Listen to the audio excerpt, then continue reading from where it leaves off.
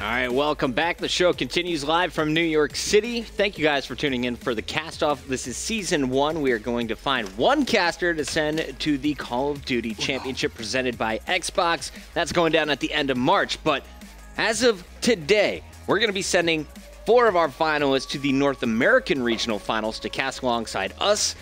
Pretty awesome stuff. Big shout out to the guys behind the scenes here at MLG for allowing us to provide this opportunity. So before we get into the action, I want to give a shout out to all of the players who got into the lobby. Our teams are going to go scrim, so we're going to let them warm up. I want to say a big thank you as well to the boys over at Orbit. Yes, and Stunner. Yeah, and Stunner as well. Thank you, Stunner. Thank you very much for coming in and playing a couple of games with us. We really appreciate it. It can sometimes be pretty hard to pull some players away, but you guys, you're the real MVPs. All right, so for the guys that are in the game, thank you for playing. We need Big Steve 716 to add Ben to your clan tag, and I want everyone that is playing under the Ben clan tag to go Sentinel. We're going to have the Mr. X squad go Atlas. My team loses, kick everybody. All right. Biolab Uplink, you good with that? Yep. Yeah, we good. I'm starting the game. We're doing it. All right. Good luck. Stuff's happening right now. Have fun. As we speak. It is. It is. So, boom. Fox, Rogers. Yep. I'm gonna let Fox kick things off. Good luck. Have fun. All right. Biolab Uplink. There's a lot of really interesting angles to throw from on each side. I want to see who we're going to spawn off with so that I can sort of get into that. But do you have anything to say about Biolab Uplink? What are your thoughts on how these teams should be playing it? Biolab Uplink. It's interesting because we haven't seen any of these players cast. They're all viewers, so it'll be interesting to see what happens. I would like to see a lot of 1-point throws instead of them just trying to force the 2-point plays. Off the rip, I'm gonna actually jump on board with Maze, see what he's up to.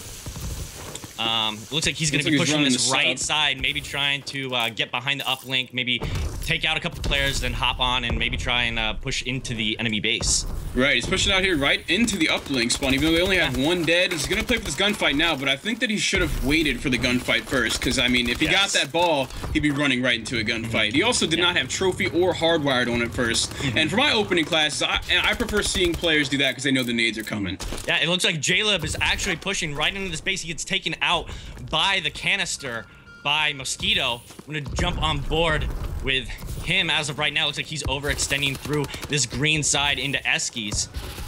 One right next to him. He doesn't see it. His teammate gets taken out. He needs to go clutch here if he wants to keep them from scoring, but he doesn't. MG Sleazy is going to jump up into this to go up 2-0.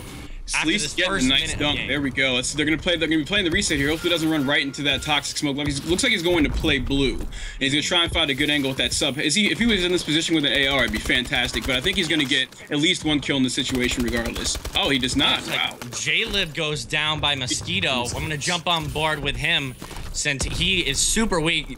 Has the uplink ball right now behind that purple room as he shoots the enemy in the back.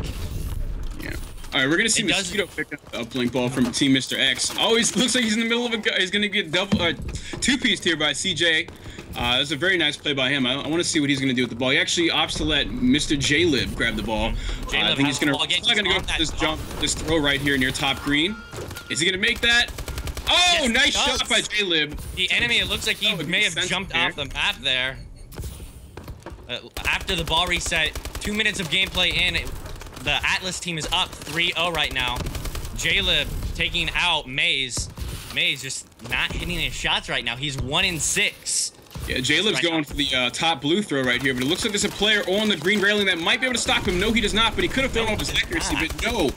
We're going to have Mr. X's team up 4-0, and this is looking like a really easy game as CJ gets the nice 3-piece right on top of green. He's going to ride right inside the red. I think he might just be playing for spawns here, playing against the enemy team spawns, see if they can get easy cut, help his team out. Looks like we actually may have an enemy that isn't playing at all right now.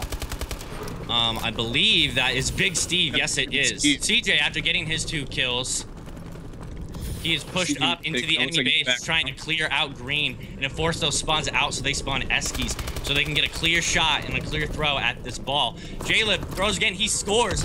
He has scored 3 points. Yeah, and you're going to see that's where a lot of the throws are going to come from, is from near blue. People don't really like to get too close. It's just so easy to throw it from top blue area. See, J-Lib's going to come right in easily. Someone could jump up to the green railing, but just like last time, he could throw right in their face. And see, that's exactly what's going to happen. Unfortunately, he is going to miss, but it was still a great play on his part. He had the easy shot, and he went for it. CJ doing absolute work right now. He is 16-5, putting the pressure on the Sentinel team. Atlas is up 7-0 in this game with 1:43 left. Right, and we're not really seeing too many like unorthodox classes and like that. Everybody seems to be running some overclock stuns. I'd like to see someone switch into some kind of hardwired or trophy class or something. I mean, we see Sleazy, who has overclock trophy system tactician thing going on, but you know, I think we can just give this game to CJ. CJ's really the reason that they're winning right now. Having the best KD in the lobby, a 3.0 KD, pretty much playing it by himself with in the slaying column. J-Lib has several throws, I believe, though. So I'm going to jump on board actually with Mosquito right now as he is carrying this ball, this back purple area. He gets the whack on CJ as he gets taken down by J-Lib. 4 dead for Benson's team right now. This is going to be another easy throw from J-Lib. We saw him miss the last one. Can he redeem himself? No, just short.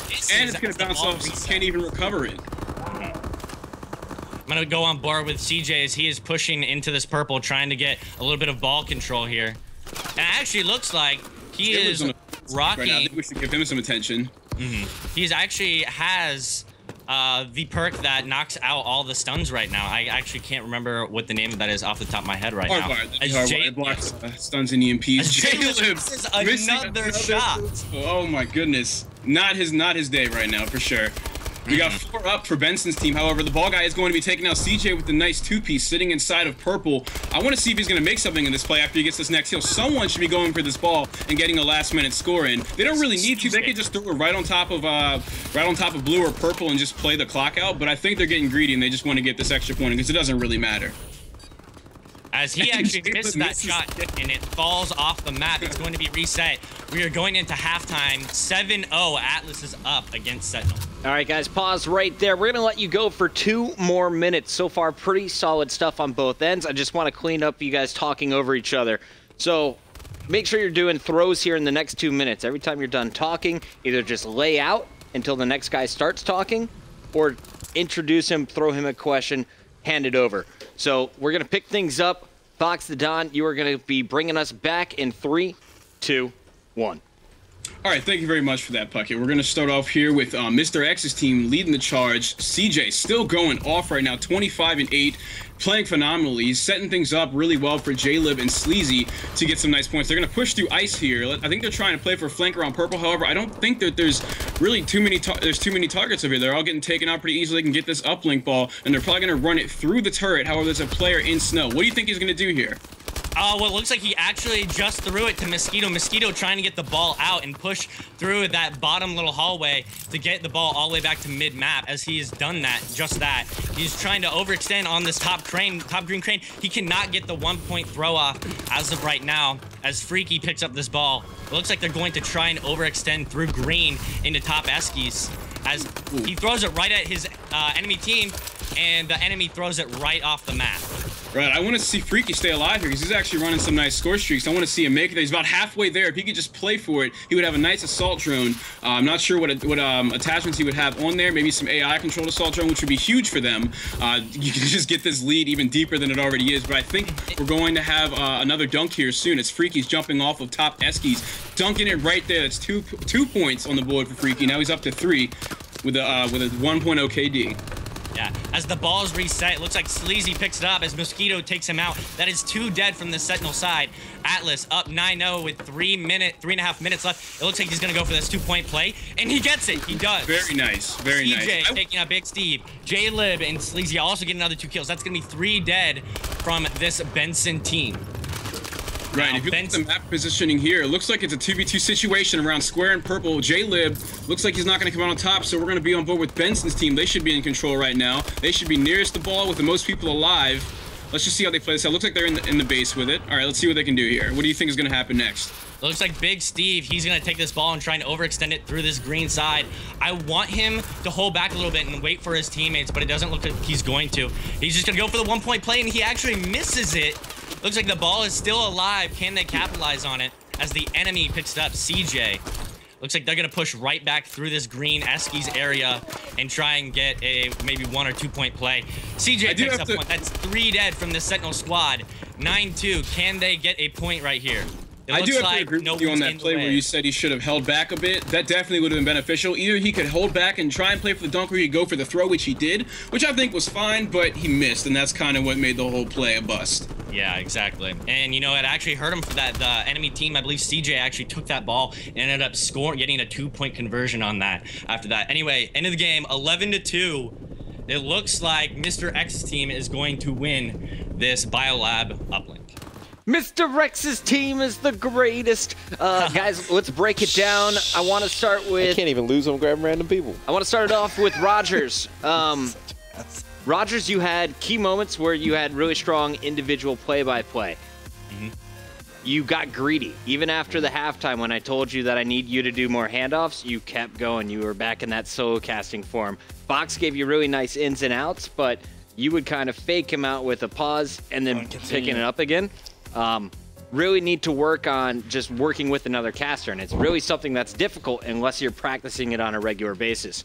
With that said, a few other small issues. At the start, you were pretty confident in what you were saying. Where you went off is when you tried to analyze, and I could obviously tell right away that that is not your strength. Your strength is play-by-play. When you went with the analysis, you were talking about not being able to get hit by the stuns. That was okay until you tried to name the perk that does it or the grenade that does it, and you didn't have it. So yeah, you're gonna the stun or the other things. That's the stun or the EMPs, and it's hardwired. You had Fox right there to back you up, so it was okay, like as a duo cast. But really, I think you got to focus on your strengths in this one. You put yourself out there in a few risky situations. I think they backfired. And really, the one thing that I took away was really good energy. You had some really good calls, but a bad teammate in the casting booth. I think, you know, obviously you hit it. When you talk about perks or, you know, you see the icons, it doesn't tell you exactly which one it is. You have to know. I mean, this is going to be COD champs and regionals. You have to know the perks that the player is going to be using there. That took a lot of it from me. And then, you know, talked a little bit about strategy, you know, good energy I had for Rogers as well. And then I think, you know, second half, even after you kind of said you guys got to just trade it back, it just kind of felt like everyone just kept trying to talk over each other. Yeah, I kind of sensed nerves. That's why I said to you both before, just trying to take a deep breath. At times, honestly, your play-by-play was really good. I found myself kind of listening. I was like, this is good. All right. And then, the action. Yeah, I'm like, following the action. Like, for me to drive that was so easy. But then it was kind of, as Puggy said, you kind of faked out Fox a little bit. For example, it'd be like, oh, you know, he's just missed that 1-point throw. That's kind of unfortunate. Oh, and now you see that kind of like pause immediately. If I'm casting with Puckett, as soon as I do that pause, he is then going to try and pick up the conversation. So that's just something that you will need to work on. Before we go to Fox, what was that cast like for you? That cast, I actually had a lot of fun. Fox, he obviously knows what he's talking about. I had a lot of fun doing it. You guys are right. We were kind of cutting each off a little bit. On that second half, and I don't mean to try and bash Fox it off. I just kind of felt like I wasn't getting to talk a whole lot. So then when I started talking, I kind of took like a breath and was going to lead into my next conversation. And then I could hear him kind of say something, but then he'd get quiet. So then I kind of just continued because I didn't want us to both like be quiet and like it would look super obvious that we were doing that. So I kind of just went with it. And then like the next chance I got, I broke and kind of let him go from there. So yeah, but I had a lot of fun casting. Hey, casting online when you're not sharing the same screen is one of the most difficult situations ever. The difference is on LAN, you guys are going to be sitting right next to each other. You can do this move, poke each other in the arm. Like, it's my turn to talk. It's like, just shut up. Shut up, Chris. Shut up. So, my turn. Shut up, Chris. You know, if the fans vote you through, it'll be a totally different experience. So let's send it over now to FoxTheDon. Fox, great intro. Good questions. The game knowledge was there. Yes. I had one thing which you said the wrong team once. Yeah, you said the wrong team once. You were talking about, I believe it was Mosquito EU, and you said he was on Matt's team when he was on my team. It was something along that line. Not the biggest of deals. Obviously, these players not on actual teams, for example, they're just fans, so I can let that one slip. The ball, calling it the ball right away. If you've ever watched us cast, we call it the satellite drone. I call it the ball during. I'll make sure I... Go ahead. Sorry.